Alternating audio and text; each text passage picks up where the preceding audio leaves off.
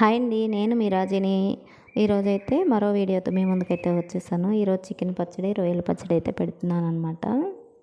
First అయితే రొయ్యలు అలాగే చికెను బాగా శుభ్రంగా కడగాలన్నమాట. రొయ్యల్లో అయితే ఇలాగైతే నరాలని ఉంటాయి అన్నమాట.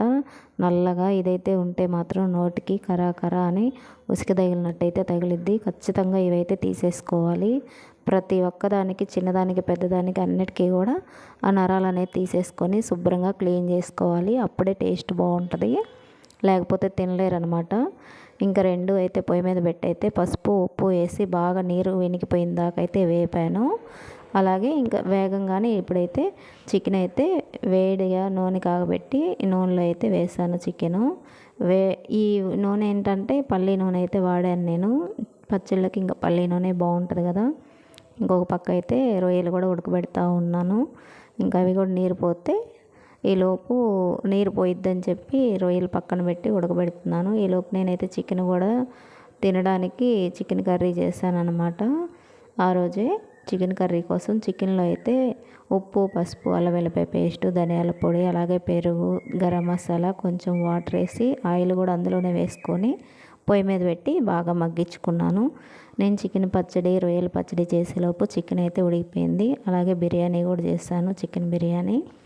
ఇంక ఇలాగైతే రొయ్యలు కూడా వేగిపోయిన తర్వాత వేడివేడిగా నూనెలో వేసి అయితే రొయ్యలు కూడా వేపాను. ఇప్పుడైతే ఇంకా చికెన్ పచ్చడికి చికెన్ రెడీ అయిపోయింది, వేగిపోయింది. ఇంకా చికెన్ వేపిన నూనెలోనే అల్లం వెల్లిపాయ పేస్ట్ కూడా వేసాను. వేసి సన్నసగ మీద పచ్చివాసన పోయిందాక వేపుకోవాలి. అల్లం వెల్లిపాయ పేస్టు మధ్య మధ్యలో రొయ్యలు తిప్పుకుంటూ ఉన్నాను అనమాట. అల్లం వెల్లిపాయ పేస్టు వేగిన తర్వాత అందులోకి కావాల్సినంత చికెన్ పచ్చళ్ళలోకి ఉప్పు, కారం, అలా పసుపు, ధనియాల పొడి, అలాగే ఆవుపిండి, మెంతిపిండి, కొంచెం ఇంట్లో తయారు చేసుకున్న గరం మసాలా అవన్నీ వేసుకోవాలి. వేసుకొని ఆయిల్లో కలిసేలా కలుపుకొని చికెన్ ముక్కలన్నీ వేపుకున్నాం కదా, చికెన్ ముక్కలు ఇందులో వేసుకొని ఈ చికెన్ మొత్తం ఆరిపోయిన తర్వాత అయితే నిమ్మకాయ పులుసు అయితే పోయాలి. నిమ్మకాయ రసం ఎంత కావాలంటే చికెన్కి, కేజీ చికెన్కి ఒక చిన్న గ్లాస్ అయితే సరిపోయిద్ది అనమాట.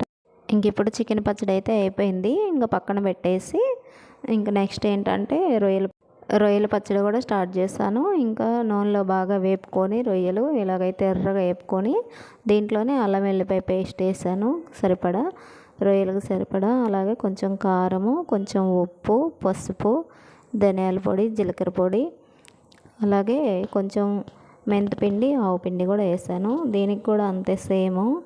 ఆరిపోయిన తర్వాతే నిమ్మకాయ రసం అయితే వేసుకోవాలి ఇందులో కూడా. ఇంకా మా బాబు వాళ్ళ ఫ్రెండ్ అయితే అమెరికా వెళ్తున్నాడంట, తను చేయమన్నాడు, అందుకని చేసాము.